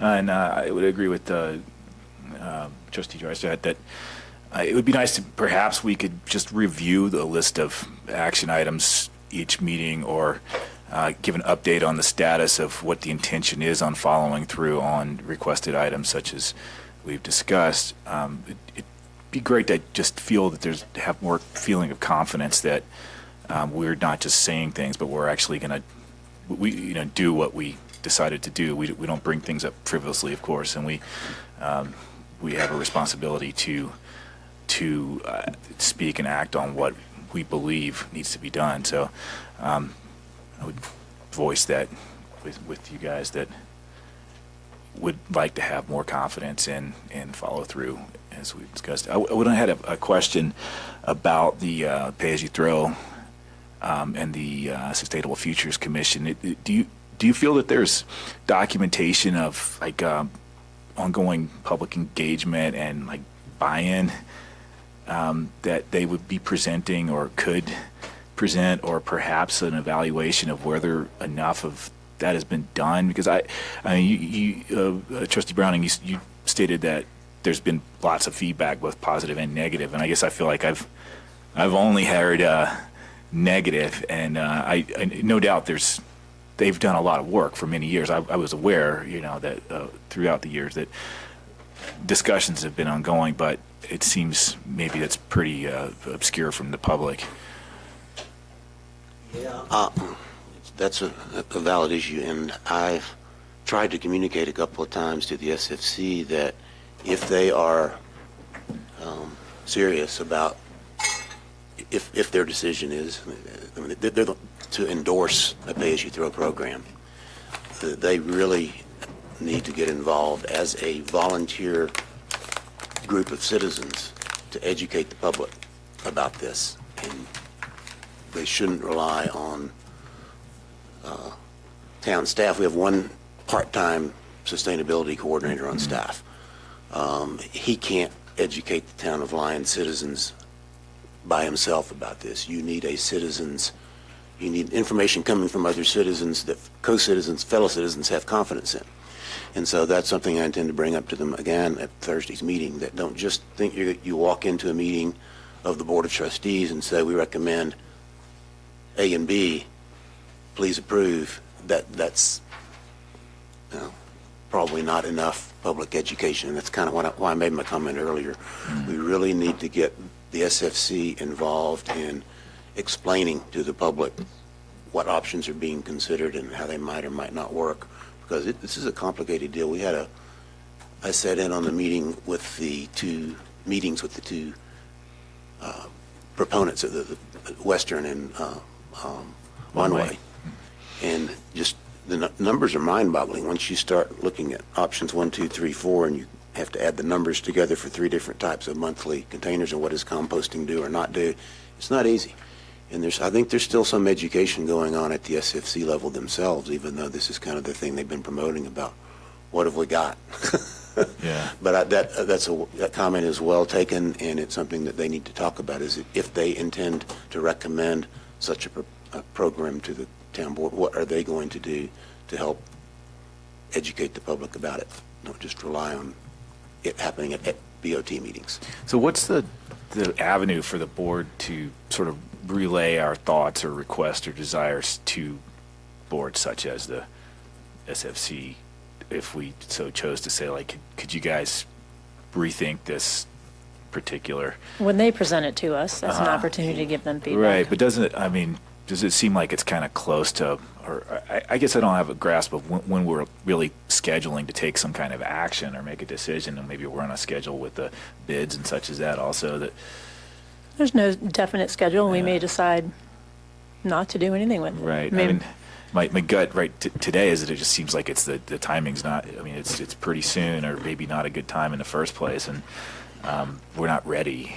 Well, that could be our feedback back Right. to them. I think we have to Yeah. hear the presentation Okay, first, and I don't yeah. think we should get too far down the road in Yeah, any kind of discussion tonight. it's but- interesting how many comments, like, I know you're taking this up next week, you know, and for months, and like, I didn't know that, and I still don't, and, And if it's helpful by law, we can't even do this until the next year anyways. The 6-month period doesn't run until then? It isn't run until January 1 based on the notice we sent out. we can't do what within, We can't begin this, pursue it. the process of using Yeah. single hauler. but to make a decision, A decision can be made, however, we cannot begin Right. implementing it until Okay. January 1. so I think maybe we can say to ourselves, we're not in a hurry, right? We're not No, on some and kind of. generally, we take our time. Well, Lots of public yeah, I input. understand, but it's, Lots more information needs to come out. And the other thing I've thought about doing, I would suggest we all do is the people who write to us, let them know to come to this meeting on Thursday at, you know, Very few public attendees at SFC meetings, but this may be one that people, for those who are listening out, this may be one you want to attend if you're very interested in these proposals. Come listen, because you can be educated up front along with the SFC. So where and when? Thursday at 6:30 here in the Town Hall. thank you. Okay, all right. On to the summary of action items. No?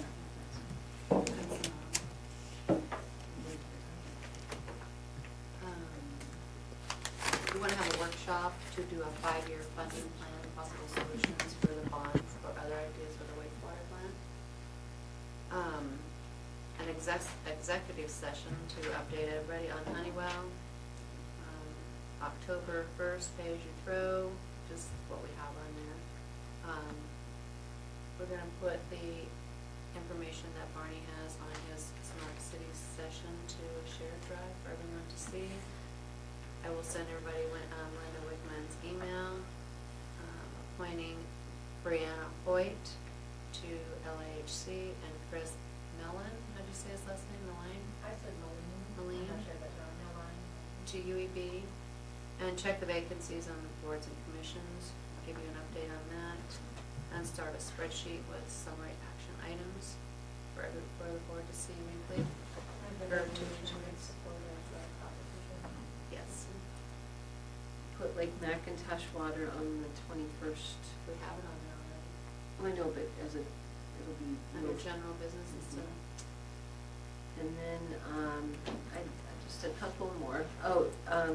Forward to the LAHC, the Larry Cohen Flood Memorial, Flood Recovery Memorial. We have to bring back the opinion. Agreements. Bring forward a resolution supporting Proposition CC. Yep. You had that one. Send the electronic copies of the vaping to the mayor. Yep.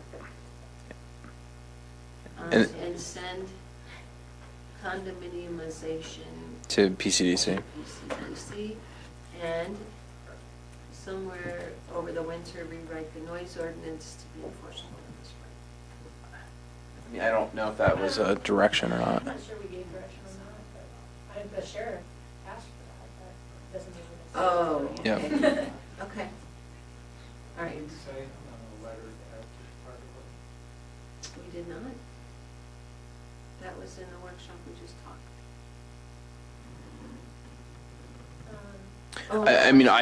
I said we need to do some more research on what exactly the legal remedies are and what their legal obligations are, and I want to have that as a general business item in the next meeting to talk about what that research shows. So that would be under general business or staff?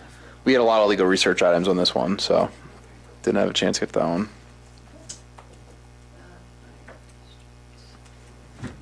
Honeywell Honeywell executive session, yeah.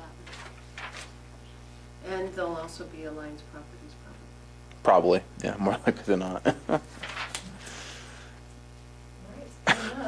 then when would we have another budget meeting? If, once we can talk with the mayor about the agenda, this would free up the workshop to be that. Okay. If we put those other items under general business. What's our deadline for? End of November 15? It's the first meeting in November. Yeah, it has to be to the state by November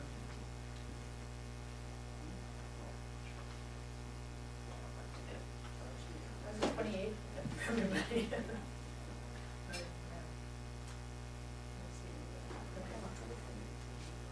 Okay. All right. Is there a motion to go into executive session?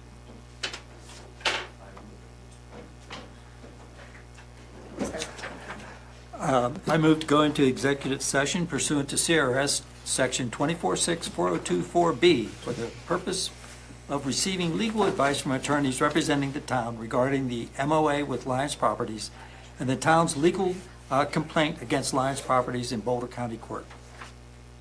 Is there a second? Second. Any further discussion? Hearing none, I'll call for the vote. Hello? They moved it all.